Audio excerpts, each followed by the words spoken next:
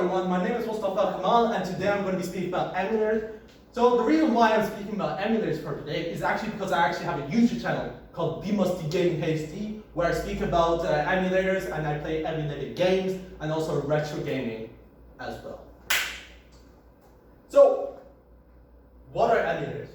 If I were to ask you, what is that one game you missed?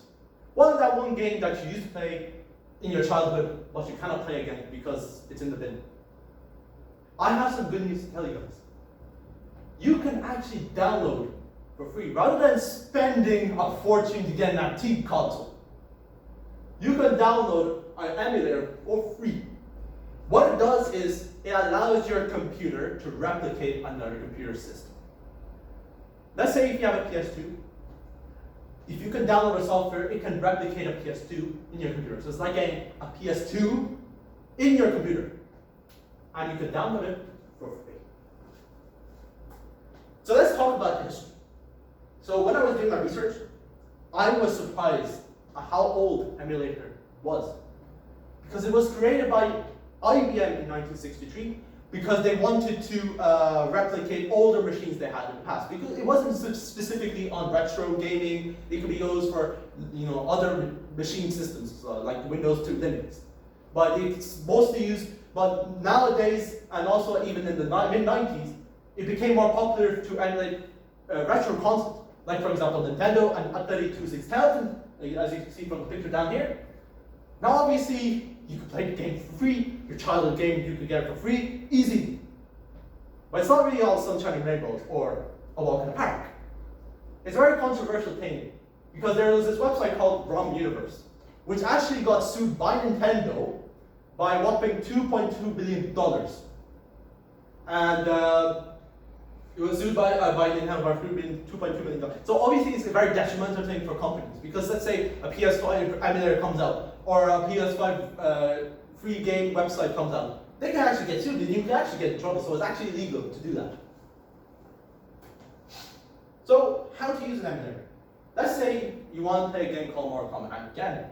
Mortal Kombat Armageddon is a Wii game, and you can download the emulator, which is designed for Wii and GameCube, which is the Dolphin emulator. To get the free game, you can actually go get an ISO file or ROM. It's also referred to as a CD-ROM, so it's like a virtual CD. You don't need to get CDs or anything like that. You can just download it from a friend's website. I recommend Bimvault. Okay. Now, once you've done that, if you have a controller or keyboard, you can map the controls without any issue. I suggest if you have an Xbox One controller, you can easily use that for PC because most people use a Windows system. Let's say if you don't have an Xbox One controller, you have, let's say, a PS5 controller. You can actually disguise your PS5 controller into an Xbox One controller. So it can disguise it. So because Windows only recognizes Xbox controllers. So if you have a software that can make a PS5 controller, trick the computer into an Xbox controller, you actually are good to go. So that in and of itself is a form of emulation. So I can speak about emulators all day. If you guys are interested, I highly suggest you look at these 3 YouTube channels. One of them is your casual gamer, which has the most concise, most beautiful tutorials ever. Even a 2-year-old can understand this. What he does is, he does tutorials on how to set up emulators, okay? And how to play retro gaming as well. G-Star321, he doesn't do tutorials, but he does playthroughs on retro gaming, on emulators.